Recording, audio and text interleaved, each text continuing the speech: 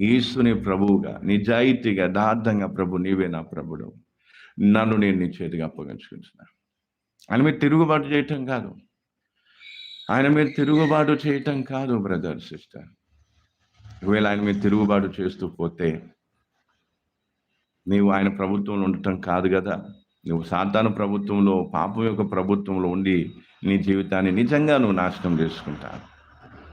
నిజంగా నీ యేసుని ప్రభువుగా నీ జీవితంలో ఒప్పుకొని ఆయన ప్రభుత్వానికి నువ్వు ఒప్పుకొని ఆయనకు నిన్ను నువ్వు అప్పగించుకున్నట్లయితే ఏది కూడా నేను ఎంత మాత్రం ఏం చేయలేదు, హాని చేయలేదు, ఏది కూడా నేను నశింప చేయలేదు. ఎందుకంటే ప్రభు చెంతనున్న నిన్ను ఎవరు కూడా నాశనం చేయలేరు. మనుషులే కావచ్చు, సాతానే కావచ్చు, పాపం కావచ్చు, అది ఏదైనా సరే నీవు నిశ్చయముగా రక్షింపబడతా. ఎందుకంటే ఆయన ప్రభుత్వం ఉన్నటువంటి దేవుని బిడ్డ